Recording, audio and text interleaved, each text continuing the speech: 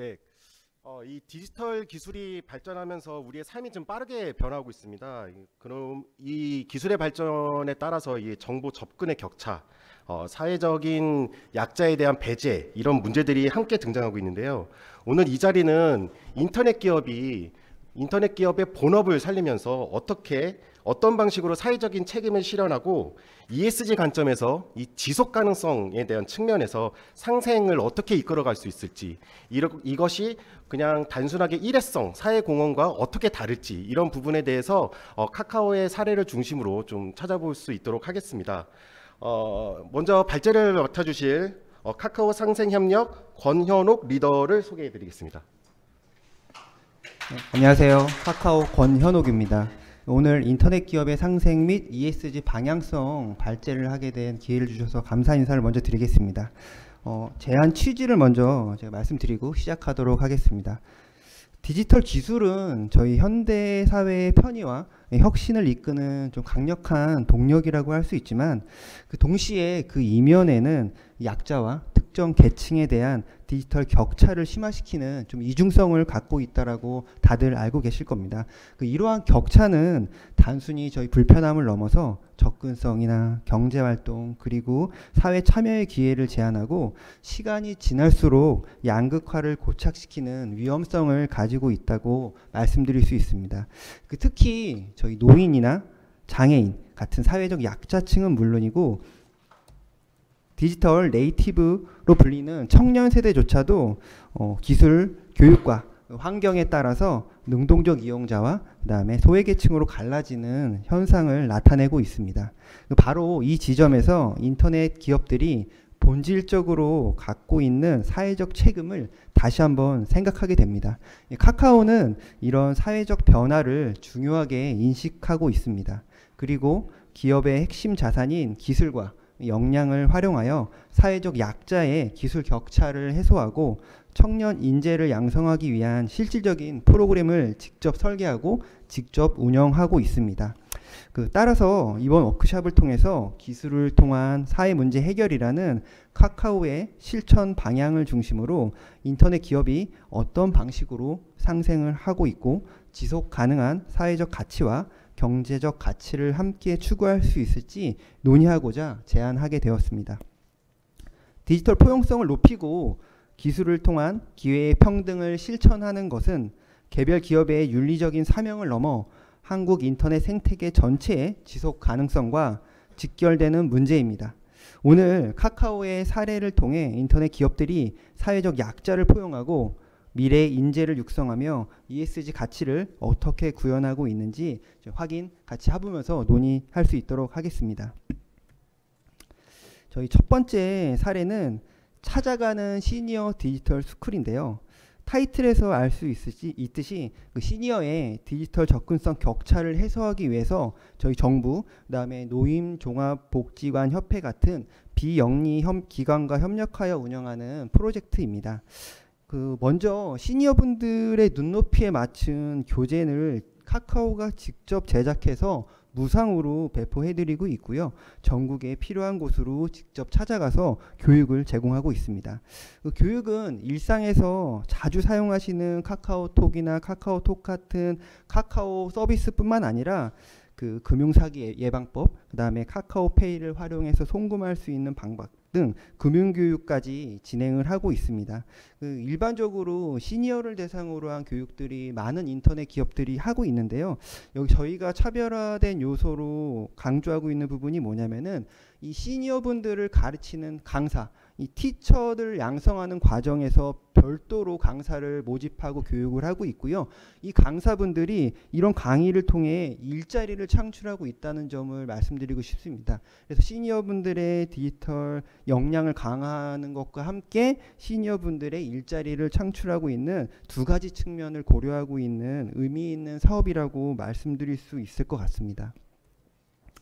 두 번째는 이제 사이좋은 디지털 세상인데요.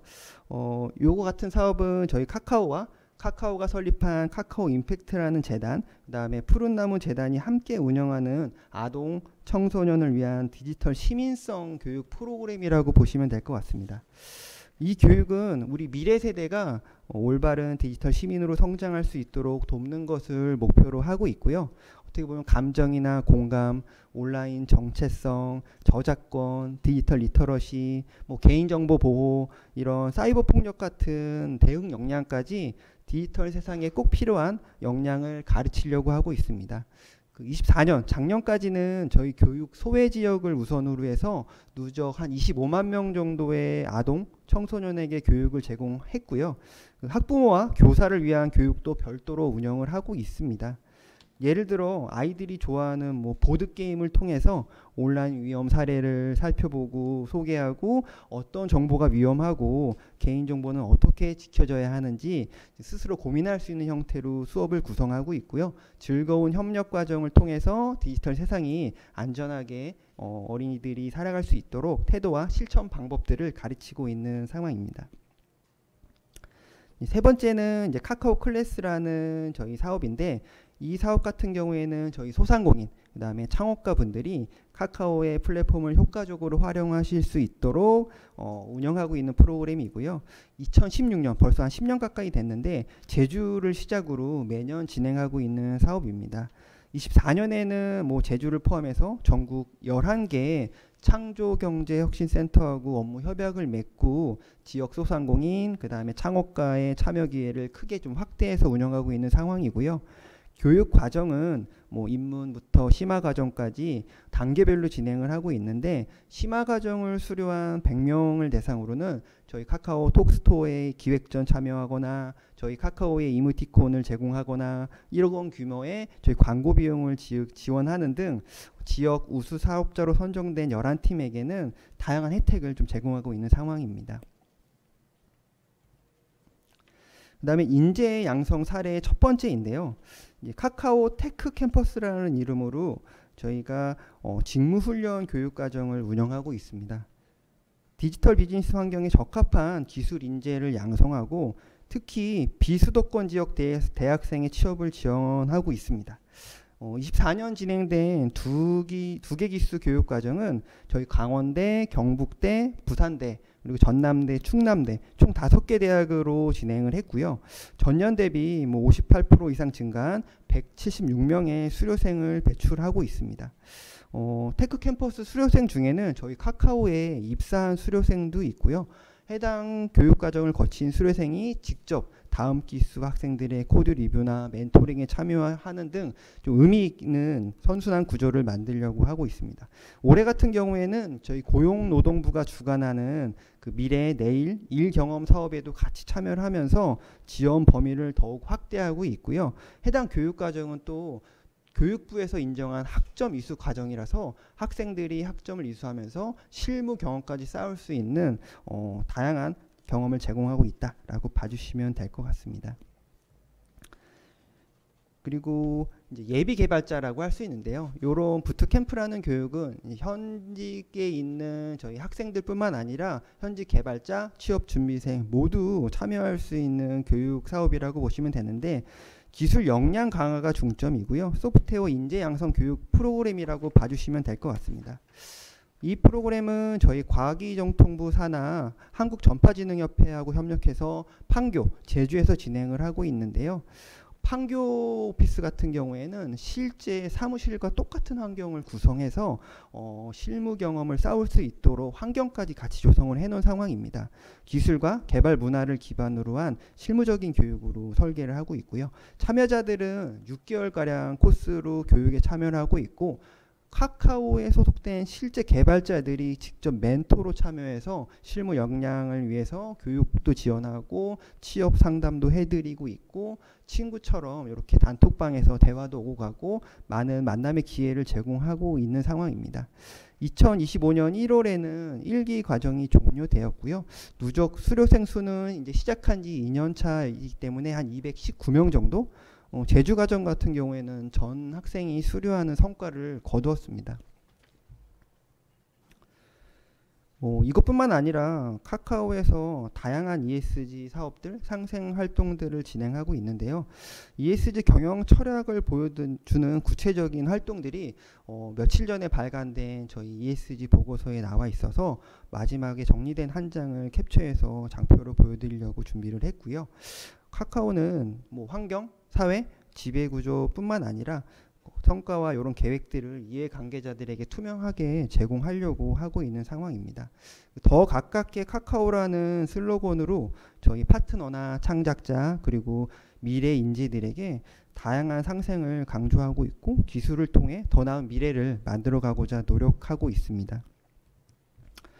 그래서 오늘 발제한 논의 주제에 제가 생각한 부분을 일부 말씀드리고 다양한 패널들과 논의를 좀 했으면 하는데요.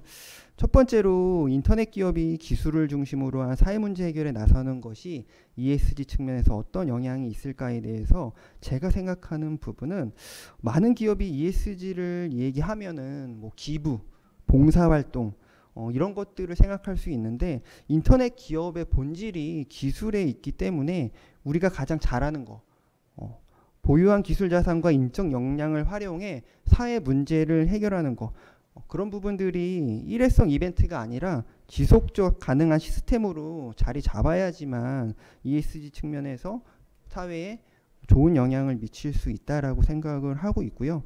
제가 앞서 말씀드린 카카오의 사례만 보더라도 시니어 디지털 스쿨은 이동 약자가 내가 이동할 수 있는 택시를 부를 수 있고 금융 약자가 나의 손자, 손녀들에게 송금을 할 수 있는 금융 교육을 받을 수 있는 실생활에서 사용할 수 있도록 교육을 이루어지고 있고요.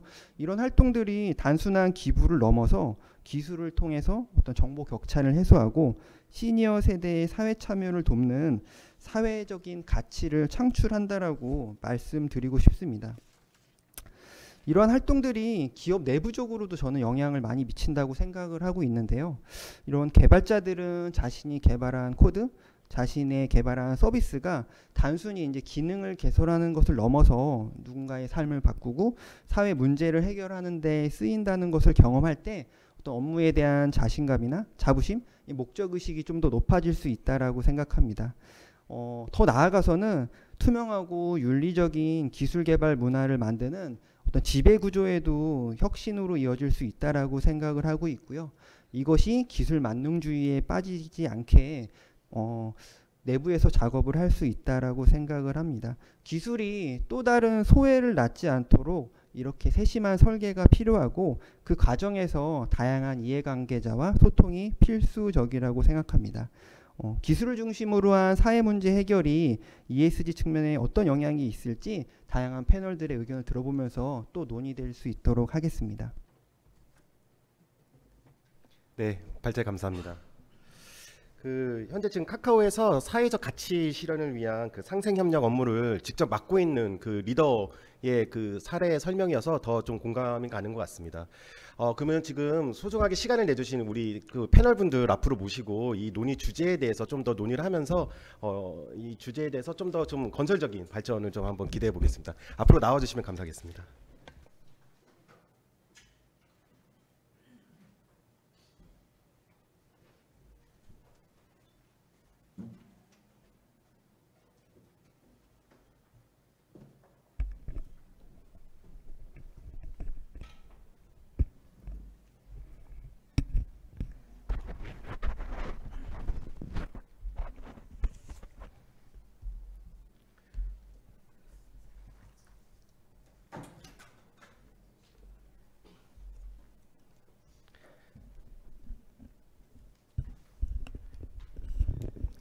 네, 패널분들 먼저 좀 소개해 드리겠습니다. 여기 오른쪽에서부터 오픈넷의 오경미 연구원님이십니다. 네, 한국인터넷진흥원 이정민 팀장님이십니다. 네, 정보통신정책연구원 전선민 부연구위원이십니다. 네, 마지막은 광운대학교 성정모 학생입니다. 네, 성정모 학생은 특별히 좀 섭외를 했습니다. 이게 제가 KRIGF 보니까 학생분이 실제로 나와서 이제 그런 청년의 목소리를 들려준 적이 많이 없는 것 같아서 저 개인적으로는 굉장히 많은 기대가 됩니다. 잘 부탁드리겠습니다. 네, 권현옥 리더님께서 카카오의 디지털 역량 사례, 찾아가는 시니어 디지털 스쿨, 사이 좋은 디지털 세상, 카카오 클래스, 그 다음에 기술 인재 양성 사례로 카카오 테크 캠퍼스, 카카오 부트 캠프에 대한 사례를 소개해 주셨는데요. 그것과 함께 이제 제가 모두에 좀 말씀드렸던 그 기업들의 이런 ESG 활동이 단순히 그냥 일회성 기부, 봉사보다는 기업이 가장 잘하는 본업에서 최선을 다해서 사회의 가치를 실현하고 그럼으로써 지속 가능성까지 보장받는 이런 방안을 함께 좀 말씀해 주셨습니다. 제가 미리 그 논의 주제를 좀 같이 공유를 좀 드렸었는데요. 논의 주제 세 가지를 좀 중심적으로 아무거나 선택하셔서 좀 편하게 좀 말씀 주시면 되고요. 논의 주제에 없는 내용도 상관없습니다. 이렇게 편하게 말씀 주시면 될 것 같습니다. 논의 주제는 네, 뒤에 떠 있죠. 1번 인터넷 기업이 기술을 중심으로 사회 문제 해결에 나서는 것이 ESG 측면에서 어떤 의미가 있을까? 그 다음에 2번 상생 관점에서 인터넷 기업이 추구해야 할 ESG 방향성은 무엇일까? 3번 ESG를 통한 사회적 가치 실현과 기업 성장 간의 관계는 어떠한가? 사실 비슷비슷합니다. 비슷비슷하고 어떻게 보면 발제자가 말씀해 주신 내용과 비슷한데요. 좀 혹시 먼저 코멘트를 해주실 분이 있을까요? 네, 전선민 연구위원님. 네. 네, 안녕하세요. 정보통신정책연구원 전선민 부연구원입니다. 개인적으로 일단 오늘 이렇게 카카오가 이런 ESG 측면에서 마이크가 켜져 있는데 안 들리시나요? 들리시나요? 네, 이렇게 굉장히 다양한 활동을 하고 있다는 거를 봐서 굉장히 뿌듯하고요. 제가 하고 있는 게 디지털 취약계층의 격차 해소 노력인데 이걸 국내에만 한정짓지 않고 국제사회 전반적인 부분에 걸쳐서 우리가 어떤 노력을 할 수 있고 어떤 이니셔티브를 통해서 이행 노력을 하는가에 대해서 주로 제가 담당하고 있는 업무인데 그냥 결론부터 말씀드리면 이런 인터넷 기업의 이런 ESG 활동이 결국에는 전반적인 사회 전반적으로 긍정적인 영향을 미친다라고 생각합니다. 그리고 이게 단순히 국내적인 뿐만이 아니라 ICT를 활용해서 모두를 인터넷에 연결해서 모두가 진정한 의미의 인터넷 활용을 통해서 사회 경제적 혜택을 누릴 수 있는 그런 지속 가능한 사회를 만드는데 크게 기여를 할 수 있다고 생각을 합니다. 그래서 카카오도 비슷한 노력을 하고 계시지만 예를 들어서 보면 국제기구 같은 경우도 디지털 취약 계층을 위해서 ICT 접근성 확대를 위해서 굉장히 많은 노력을 하고 있거든요. 그런 모든 학생들을 인터넷에 연결한다는 목표를 가지고 기가 인터넷이라고 해서 다양한 기업들이 참여해서 실제로 노력을 하고 있고 거기에는 뭐 구글이나 이런 하웨이, 메타 등도 굉장히 적극적으로 참여를 하고 있습니다. 그리고 또 이게 이런 부분이 우리가 기술이 너무 빨리 발전함으로 인해서 상대적인 소외를 느끼는 계층이 많은데 노년층이나 아니면 뭐 그런 개도국에서는 여성들은 상대적으로 남성에 비해서 디지털 기기를 소유를 하지를 못하고 그리고 인터넷 접속도 차단을 당하고 이런 부분이 있어서 그런 부분에 있어서 진정한 의미의 인터넷을 활용하기 위해서 이런 기업들의 노력 이런 부분들이 굉장히 크게 와닿는 부분인데요. 그래서 이런 결국 노력이 또 환경 관련해서도 얘기를 하셨는데 결국에는 이런 에너지를 절약하거나 이런 부분에 있어서도 결국 기여를 할 수 있고 그리고 거버넌스 측면에서도 특히 뭐 데이터 투명성 확보 이런 부분을 통해서 거버넌스도 강화를 할 수 있고 그래서 굉장히 다양한 부분에 기여를 할 수 있다고 생각을 합니다. 그래서 나중에 이런 카카오나 우리나라 네이버 같은 경우도 이런 다른 인터넷 기업들처럼 본인들이 하고 있는 ESG 활동을 국내 플러스 이제 국제적으로까지도 넓혀 가실 수 있는 그런 노력을 많이 했으면 좋을 것 같습니다. 네. 네. 전선민 부연구위원님께서 ESG 활동이 사회에 긍정적인 영향을 줄 수 있다. 그러면서 이제 국제기구에서도 요런 취지의 인터넷을 연결한다는 취지의 그런 활동을 하고 있다고 말씀 주셨습니다. 다음은 이정민 팀장님 부탁드리겠습니다. 네, 저희 세션 다음에 이제 위시스 플러스 20 관련된 세션이 개최가 되는데, 이 위시스라는 게 뭐 아시는 분은 아시겠지만 세계 정보 사회 정상 회의잖아요. 이걸 위시스라고 부르는데 유엔 주도의 국제 회의고 2005년도에 이제 개최된 위시스에서 이 인터넷 거버넌스 포럼을 개최하기로 결정을 했죠. 그리고 지금까지 20년 동안 이렇게 인터넷 거버넌스 포럼이 또 개최가 되고 있고, 오늘 이 KRIGF라는 자리는 어떻게 보면 UNIGF의 한국 버전, 우리 국내에서의 그런 이슈는 무엇일까? 그래서 글로벌 이슈와 우리나라만의 고유의 이슈를 동시에 살펴보는 그런 귀한 시간이 되고 있는데요.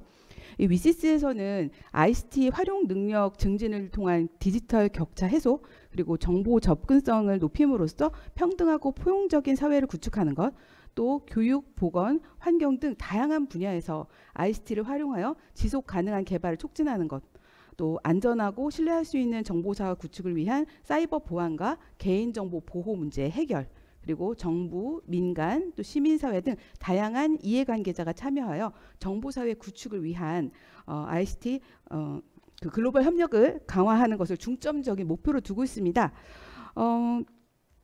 이런 목표들이랑 그 기업의 카카오의 ESG 경영이 이제 맞닿아 있다고 저는 이제 생각을 하고 있거든요. 그래서 유엔에서는 지속 가능한 발전 목표, 우리 SDG라고 보통 말을 하는데, 이 SDG에 대한 논의를 유엔에서 주도한다면 기업의 ESG 활동은 기업이 SDG에 기여할 수 있는 실천 수단이라고 볼 수 있다고 생각합니다. 그래서 이런 노력들이 정부를 주도적으로 정부 중심으로 이루어지는 것도 물론 있지만, 그것보다도 기업이 업 기반으로 해서 ESG 경영을 해 나간다는 것은 너무너무 바람직하고 우리 사회에 긍정적인 영향을 미치는다고 볼 수가 있을 것 같아서 너무 감사하게 생각을 하고, 또 앞으로도 계속 이어지기를 그런 바라는 마음입니다. 한편 저희가 작년 11월 초에 카카오와 한국인터넷진흥원이 같이 그 이용자 간담회 채팅데이라는 걸 진행을 한 적이 있습니다. 참석자는 저희 키사 직원이 아니고 키사에서 차세대 인터넷 거버넌스 전문가 양석이라고 해서 약 30-40명 정도의 대학생 그룹을 운영을 하고 있어요. 그래서 여기에 참여하는 대학생들과 함께 이용자 안전을 위한 카카오의 노력과 성과라는 주제로 저희가 노력하는 모습들에 대한 소개도 받았고요. 또 저희가 궁금한 점은 질문도 해가면서 뭐 페이크 시그널 기능이라던가 뭐 카톡 안녕 가이드, 뭐 카카오톡 안녕 캠페인, 안녕하세요, 안녕 캠페인, 이런 것들에 대한 이제 소개도 들을 수가 있었어요. 그래서 이제 이런 기회가 좀 많이 있었으면 좋겠다 하는 생각이 들고, 또 오늘 또 말씀하신 거 보니까 그때 저희가 미처 제가 듣지 못했던 그런 뭐 찾아가는 시니어 디지털 스쿨이라던가 사이좋은 디지털 세상, 이런 여러 가지 사회 공헌을 하고 있다는 걸 오늘 알았는데요. 그래서 요청드리는 거는 앞으로 제가 이제 카카오톡 이용하다 보면 제가 카카오 페이지도 이용을 하고 있는데, 이벤트 캐시가 종료하면 종료된다는 안내가 득달같이 옵니다.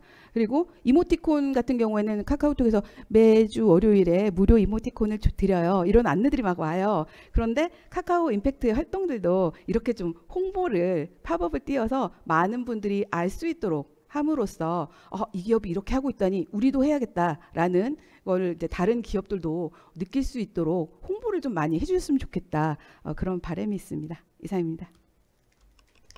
네, 감사합니다.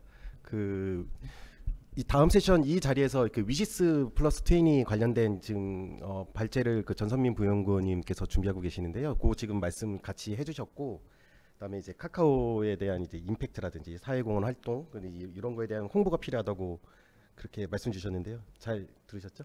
네. 네, 알겠습니다. 그 다음에는 그러면 오경미 연구원님 부탁드리겠습니다. 네, 저는 사실 1번 질문은 너무 이제 당연한 문제라고 생각해서 다른 분들이 아마 잘 대답을 해주시지 않을까 해서 기대를 했는데, 역시나 두 분께서 너무 잘 대답을 해주셔가지고 긍정적인 영향을 끼친다는 거에 대해서는 저도 이견이 없을 것 같습니다. 다만 사실 제가 이제 발표를 들으면서 사실 궁금했던 지점은, 이제 이 질문들에 대한 답이라기보다는 개별 사업이 진행이 됐을 때 그 과정에서 이제 겪으셨던 뭐 난점들이라든지, 뭐 제가 드리는 질문들에 오늘 저한테 답을 해주실 수 없는 답도 있으실 거라고 생각을 해요. 왜냐하면 그 과정에서 겪으셨던 문제점들이라든지 아니면 어떤 것들을 성취했는지 저는 사실 이런 세세한 점들이 더 듣고 싶은 거거든요. 왜냐하면 앞에 이제 시니어 분들의 그러니까 인터넷 접근성 향상, 거기에 이제 디지털 리터러시 교육까지 포함되는지 이런 부분들도 알고 싶고, 왜냐하면 그 시니어들의 디지털 리터러시 교육이 굉장히 어렵다고 들었거든요. 그래서 저희도 한번 시도를 해보려고 하다가 이제 어떻게 예시로 삼을 만한 그 예시도 모범으로 삼을 만한 예시도 저희가 잘 찾지를 못했고, 그래서 그 과정에서 그러니까 성과들을 얻으셨는지, 그 과정에서 이제 강사들에게 어떤 문제점이 발생하진 않았는지, 이런 세세한 점들이 저는 사실 더 궁금하기는 했어요.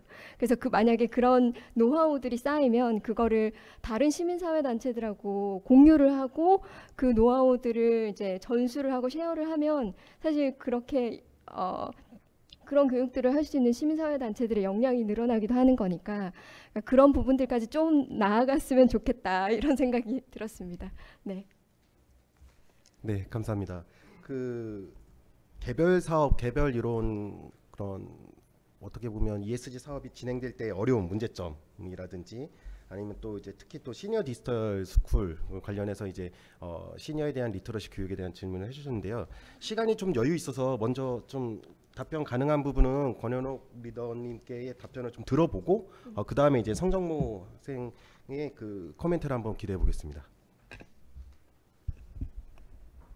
저희 일단 이정민 팀장님이 말씀하신 홍보는 저희가 이제 준비를 하고 있는데, 카카오톡이 가장 잘 할 수 있는 거는 바로 톡이라는 자산을 활용해서 홍보하는 거라고 말씀드릴 수 있고요.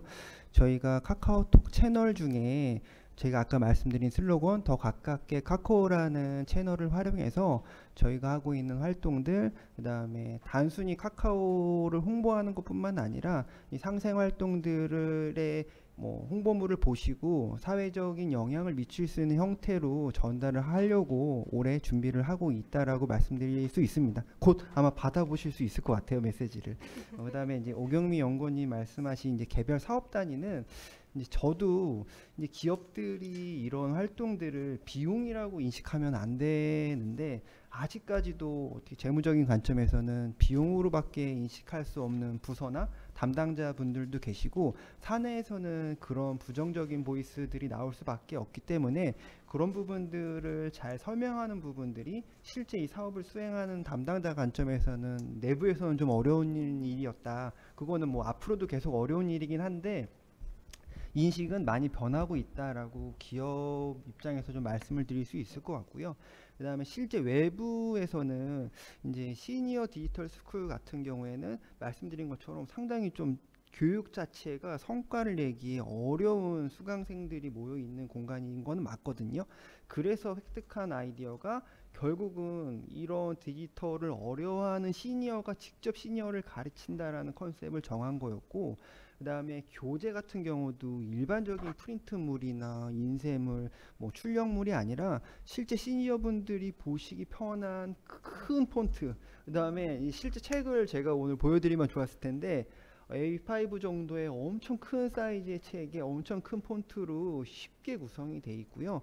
그 다음에 책만 드리는 게 아니라 이분들이 실제 핸드폰을 어르신들이 하실 때는 손가락 쓰는 것도 어려워하실 수 있어서 터치펜이나 돋보기나 보조 배터리나 이런 아이템들도 같이 제공을 해드리고 있는데, 그런 부분들을 시니어분들이 가르치는 게 조금 더 이해하고 설명이 좀 쉽다라는 결과를, 사실 이게 올해 2년차 사업이고 작년에 얻어서 올해는 그런 시니어분들을 더 많이 양성해서 2배 정도 규모로 진행을 하고 있거든요. 올해 만약에 요것들이 작년에 얻은 레슨런을 가지고 성공한다라고 하면은 여기 말씀드리는 단체분들이나 시민사회를 통해서 교육에 대한 니즈가 있고 시니어 풀이 있다라고 하면은 현재 있는 강사님들이 그분들이 수익 모델로 돈을 버는 것도 이 사업의 일환이기 때문에 언제든지 나가서 강의를 할 수 있도록 좀 도와드릴 생각이 있는 상황입니다. 하지만 이제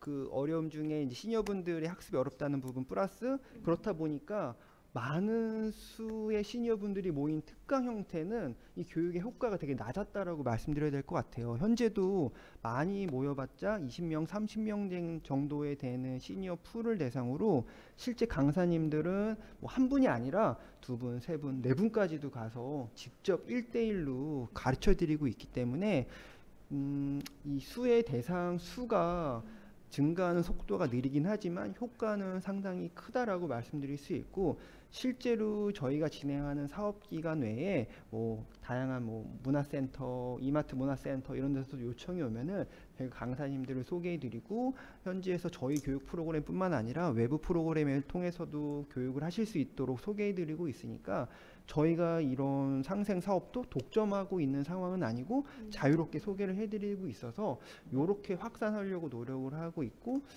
어려움은 내외부적인 어려움은 그 정도로 시니어 프로그램은 말씀드릴 수 있을 것 같습니다. 네. 네, 감사합니다. 답변이 기대했던 수준보다 더 높은 것 같습니다. 네, 회사 내부와 좀 얘기가 잘 됐으리라 생각되며, 네, 그 다음에 성정로님 저 코멘트 들어보겠습니다. 네, 안녕하십니까. 과건대학교 국제통상학부 재학 중인 성정모입니다. 디지털 포용과 상생이라는 주제를 두고 함께 이야기할 수 있는 이 자리에 초대해 주셔서 진심으로 감사의 인사를 드리고요. 사실 이 논의 주제를 보고 제가 엄청난 분들과 함께 여기서 제가 과연 무슨 말을 할 수 있을까를 고민해 봤을 때 전문적인 지식이나 정책보다는 청년을 대표해서 질문을 던진다는 마음으로 이 자리에 임하고 있습니다.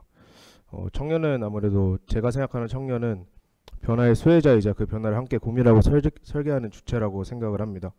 네, 오늘 이 논의에서 그 첫걸음이 되기를 희망하며 제 질문 드리도록 하겠습니다. 먼저 카카오가 다양한 인재 양성 프로그램을 통해서 청년의 디지털 역량을 높이고 지역 간 불균형 해소를 시도하고 있다는 점은 굉장히 인상 깊은 부분이었는데요. 다만 실제 현장에서 느껴지는 체감과 조금 다를 수도 있다는 생각이 들었습니다. 정부 접근성이 낮은 청년이나 이 수도권 외 지역, 특히 지역 거점 대학이 아닌 청년들은 여전히 기회가 멀게 느껴질 수도 있지 않을까라는 생각이 들었습니다. 프로그램이 잘 설계되어 있어도 그 존재를 알지 못하거나 참여 대상이 아니면은 아무래도 청년 스스로 기회를 발견하고 도전할 수 있는 기회가 조금 적지 않을까라는 의문과 그러한 질문을 첫 번째로 드리고요. 그리고 또한 개발자 양성 프로그램이 개인의 실무 능력 향상에 그치지 않고 사회 문제 해결로 이어지는 구조가 마련된다면 더욱 의미 있는 모델이 될 수 있지 않을까라는 생각이 들었습니다. 제가 감히 생각해 본 거는 예를 들어서 카카오 테크 프로그램이 잘 되어 있는 것 같은데요.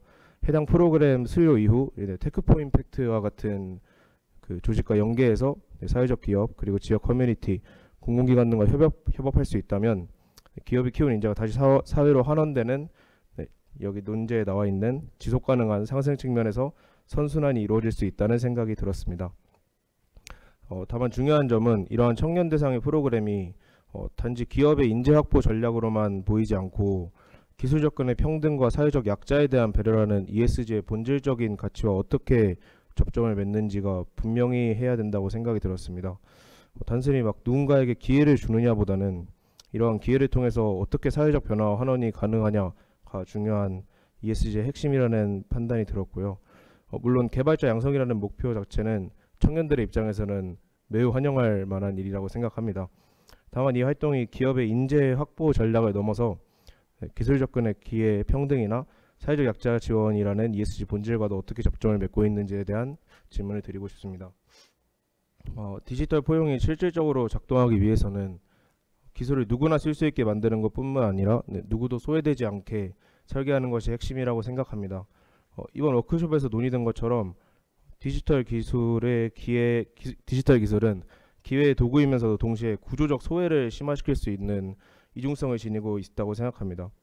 그렇기에 카카오와 같은 기술 기업이 청년 대상 프로그램을 설계할 때 이 디지털 격차 해소라는 취지와 어떻게 연결되어 있는지, 그리고 특정 인재군에게만 머물지 않기 위해 어떤 실질적인 노력을 하고 있는지 마지막 질문을 드리고 싶습니다.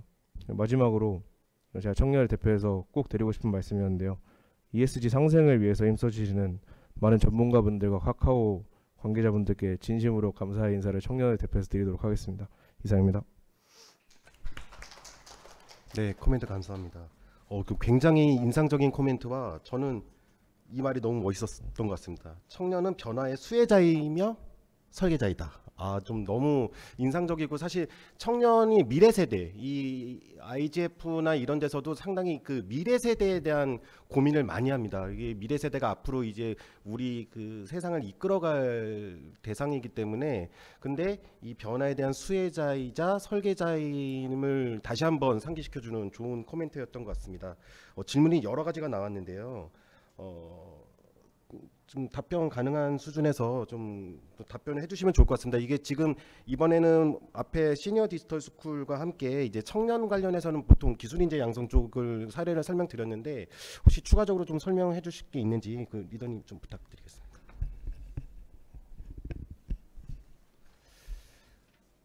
다양하게 하고 있는 교육, 오늘 소개해드린 교육 중에 뭐 지역 소외 관점에서 테크 캠퍼스로 진행하는 지역 거점 대학의 5개 수준에 머무를 수밖에 없었던 큰 배경은 아까 말씀드린 대로 이 학점과 연계된 학점이 부여되는 교육 과정이고 교육부 그다음에 학교의 의지가 있어야지만 이행이 가능한 수업 프로그램이라고 이해해 주시면 될 것 같습니다. 이게 적극적인 학교의 참여 플러스 그다음에 교육부의 지원, 그다음에 고용노동부의 일부 비용 보전까지 약 한 3개 기관, 카카오까지 4개 기관이 협력해서 이루어지는 사업이다 보니까 그 대상 학교를 늘리는 데는 일정 부분 한계가 있었고 그다음에 이런 사업들이 뭐 내년에는 또 특정 대학에만 머무르지 않도록 순환하면서 진행할 수 있도록 하고 있고요. 그다음에 아무래도 학점 형태로 제공하다 보니까 실제 이런 개발 관련된 학과에 있는 학생들이 중점적으로 우선권을 가지고 신청을 하게 돼서 이 테크 캠퍼스라는 프로그램의 수혜 대상 수가 좀 적은 부분은 여러 가지 정부 그다음에 학교하고 협력해서 좀 늘려나갈 저희의 좀 과제이기도 하다라고 말씀을 드릴 수 있을 것 같습니다. 그리고 뭐 사회 문제라고 하면은 기술 인재 같은 경우는 결과적으로 기업이 취업으로 연결시켜 주는 게 가장 큰 문제 해결 과제가 아닌가라고 생각을 하고 있습니다. 그런 교육 기회를 통해서 뭐 카카오뿐만 아니라 저희가 교육 과정에 참여한 학생들을 저희의 파트너 기업들이 채용하는 것도 저는 의미가 있다라고 생각을 하고 있고요. 그만큼 저희가 하고 있는 교육이 외부에서 봤을 때 신뢰성이 있고 정규 교육 과정보다도 더 뛰어나고 실무 능력을 갖춘 인재로 배출할 수 있는 교육이라고 인식이 된다라고 하면은 뭐 저희랑 같이 협업하는 파트너뿐만 아니라 카카오의 교육 과정을 이수했다라는 것을 인정하는 기업들은 충분히 학생의 교육 과정에 대해서 의미 있게 생각을 하고 취업으로 연결될 수 있다라고 생각을 하고 있습니다. 또 이런 학생들이 취업을 하게 되면은 본인들이 멘토로서 참여를 하고 또 후배들 이런 교육 과정을 참여하는 후배들에게 본인의 경험을 전파하고 설명해주고 있기 때문에 이런 것들이 선순환으로 이루어질 수 있다라고 저는 생각을 하고 있습니다. 네, 이상입니다. 카카오 취업은 안 되나요? 나중에 따로 말씀드리겠습니다. 네,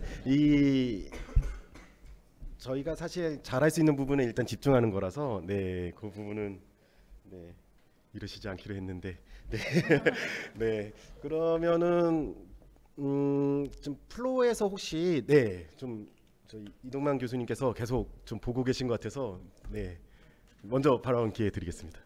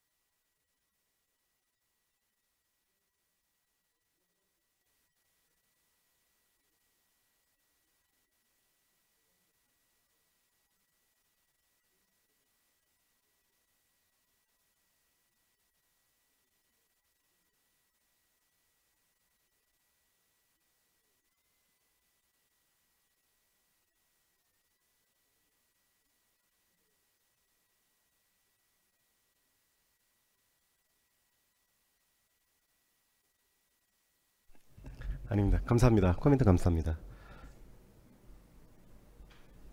네, 답변 혹시 좀 가능하신 많은 말씀 주셨어요. 사실 이도만 교수님 같은 경우는 그 인터넷 거버넌스에 대한 그 초창기 멤버이시자 항상 관심을 갖고 계시고 특히 인터넷 기업에 대한 이런 여러 가지 활동에 대해서 관심을 많이 갖고 계시는데요. 지금 말씀해주신 거 외에 카카오의 데이터가 상생에 어떻게 도움되는지, 카카오 신뢰관계 체계에 대한 지역 커뮤니티 간의 연계, 그다음에 거버넌스 관련된 문제, 그다음에 이제 무엇보다도 세계 시장에서의 이제 그런 활동에 대해서 했는데 질문이 상당히 조금 답변이 상당히 제한될 수도 있을 것 같은데 가능한 수준에서 먼저 좀 답변을 좀 요청드려보겠습니다.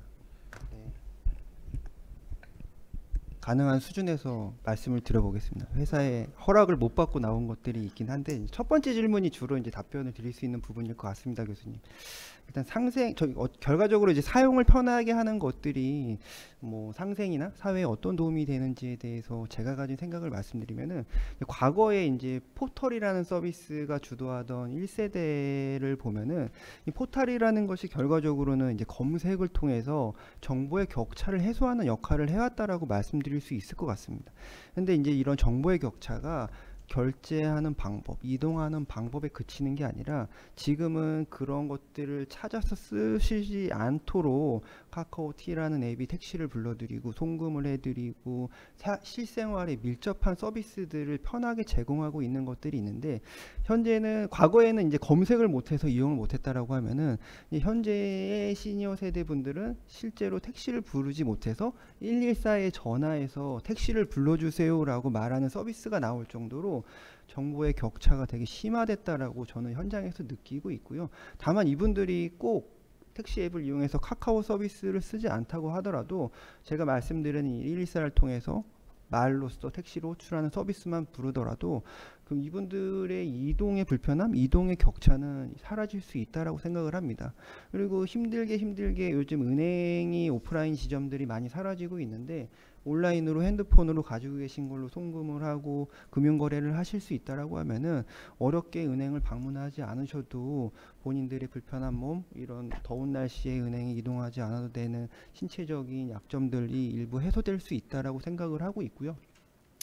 디지털 네이티브 세대 같은 경우에는 사실은 AI 시대가 되면서 AI 윤리, 그 다음에 정보에 대한 윤리 문제가 조금 많이 큰 문제라고 할 수 있는데, 저희가 사회좋은 디지털 세상 같은 경우에는 학생들, 그 다음에 학생을 가르치는 선생님들이 이런 IT 환경에서의 윤리 문제에 대해서 많은 쟁점을 가지고 설명해 드리고 있고, 실제 사용 방법이나 접근성에 대해서 보다는 이런 윤리 측면에서 많이 가르치고 있는 것들이 올바르게 성장하고 이분들이 성인이 됐을 때 사회에 또 긍정적인 영향들을 미칠 수 있다라고 생각하고 있기 때문에 장기적인 안목을 가지고 지속적으로 이렇게 하고 있다라고 말씀을 드려야 될 것 같습니다, 교수님. 상생에 도움을 준다라고 믿고 하고 있습니다. 그 결과는 당장에 눈에 안 보이지만 저희 아이들이 컸을 때, 그리고 또 10년, 20년이 지났을 때 카카오가 긍정적인 영향을 했다라고 평가받을 수 있다라고 생각을 하고 있습니다. 네.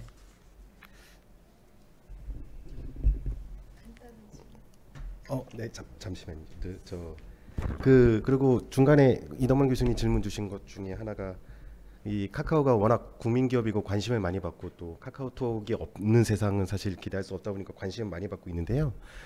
제가 알기로 이제 카카오에서는 이제 그런 말씀 주셨던 사회적 신뢰 관계 체계 구축을 위해서 이제 지역 커뮤니티를 비롯한 이런 여러 단체들과 관계를 좀 확대하고 있습니다. 그래서 인력도 충원됐고 조직도 만들어져서 이제 많이 활동을 하고 있고, 이제 그런 부분에 대해서는 사실 상당한 시간이 좀 필요할 것 같습니다. 하지만 이제 열심히 노력하고 있고 또 더 나은 이제 활동을 하기 위해서 준비하고 있다, 이렇게 좀 말씀드릴 수 있을 것 같습니다. 네. 네.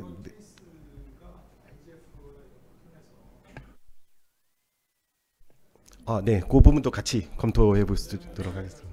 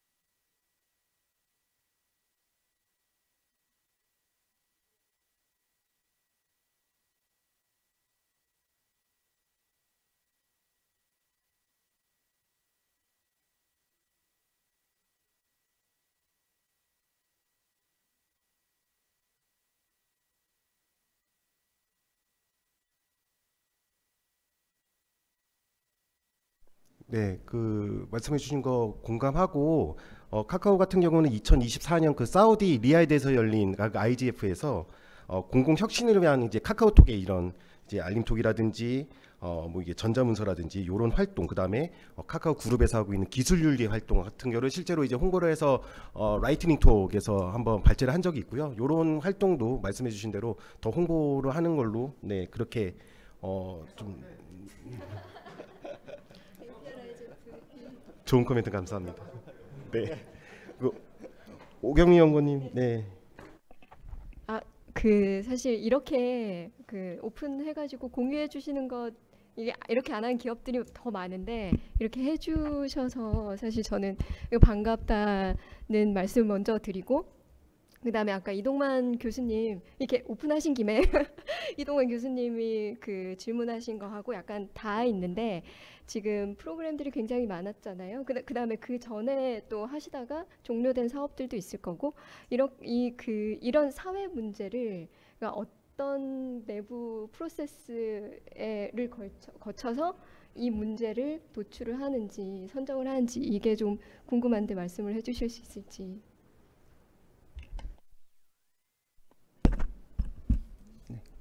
교수님이 자리를 비우셨기 때문에 편하게 말씀드리겠습니다. 저희 카카오의 조직 구조상 이제 카카오 상위라고 말씀드리기는 그렇고 이제 저희 CA 협의체라는 의사결정 기구가 존재를 하고 있고요. 그 CA 협의체 안에서는 뭐 이런 비즈니스나 사업 전반적인 내용뿐만 아니라 ESG나 상생 사업에 관련된 전 계열사 관점에서의 의사결정이 이루어지고 있고요. 저는 이제 카카오 소속으로 카카오 산하에 있는 ESG 조직 산하에서 상생 사업을 담당하고 있는 입장입니다. 그렇다 보면은 저희가 카카오가 단독으로 진행할 수 있는 사업에 대해서도 에스컬레이션해서 의견을 드릴 수 있다라고 하면은 이 CA 협의체라는 의사결정 기구에서는 저희 계열사 전 계열사 관점에서 사업 간의 시너지에 대해서 결정을 한다던가 어떤 피드백을 통해서 이 사업이 조금 더 고도화될 수 있도록 의견을 내두고 조율하는 역할들을 하고 있어서 제가 저희 카카오에서 발의된 이런 상생 사업들에 대한 관점에서도 뭐 임팩트 재단도 아까 말씀드렸듯이 이런 재단이나 각 계열사들하고 협업할 수 있는 정도의 피드백을 받아서 좀 구체화시키는 형태로 진행을 하고 있다라고 봐주시면 될 것 같습니다. 네. 네. 그 전선민 부연구원은. 네.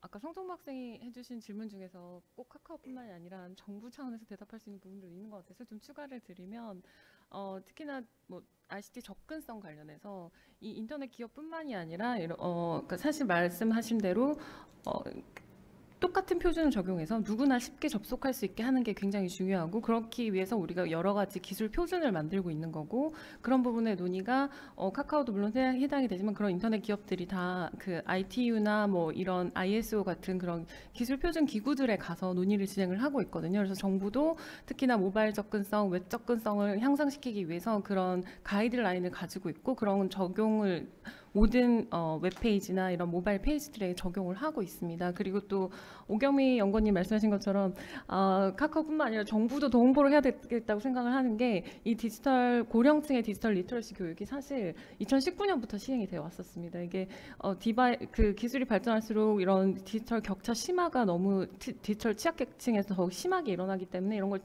보충하려고 정보사회 NIA 중심으로 지금 이 사업이 이루어지고 있고 전국 단위로 뭐 시청, 군청 그리고 각 학교 이런 곳을 통해서 이런 고령층 교육이 계속 이루어지고 있고 지금 카카오가 하시는 것처럼 그 앞서서 교육을 이수하신 분들이 그 다음 강사로 나서서 진행을 하고 있는데 말씀하신 대로 굉장히 어려움이 많은 게 이게 한 번을 되는 게 아니라 고령층들은 특히 반복적으로 학습이 필요하기 때문에 그리고 특히나 그분들이 너무 뭐 산간 지역 이런 시골 지역에 많이 계시기 때문에 지금은 찾아가는 서비스도 진행을 하고 있고요.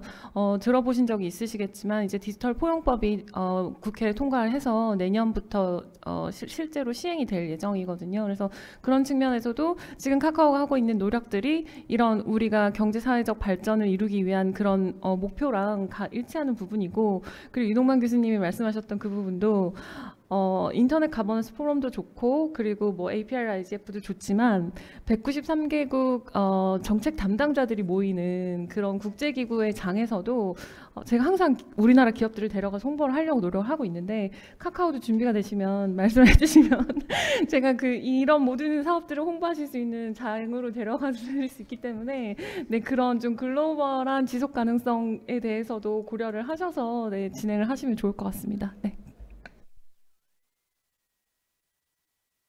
네, 감사합니다. 플로어에서 또 혹시 좀 질문하고 계실 분 있으면 기회를 한번 더 드리고 싶은데요. 혹시 코멘트 하실 분 계실까요?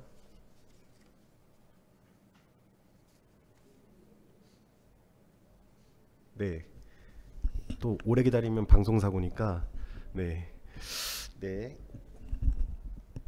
네. 알겠습니다. 혹시 코멘트 더 하실 분 있으실까요? 저 개인적으로는 오늘 제 개인적인 생각입니다만 성정모 학생의 코멘트가 저는 가장 저 가슴에 좀 많이 와닿고 특히 이제 청년에 대한 부분은 카카오에서도 굉장히 신경을 많이 쓰고 있고 향후에 미래 세대를 위한 이런 ESG 활동이라는 것 자체가 미래 세대를 위한 좀 측면도 좀 포함을 하고 있다고 생각을 해서 이런 부분에 대해서는 청년에게도 목소리를 좀 귀 기울일 그런 계획인 것 같습니다. 혹시 오늘 또 추가적으로 마무리 코멘트 혹시 하실 거 있으실까요?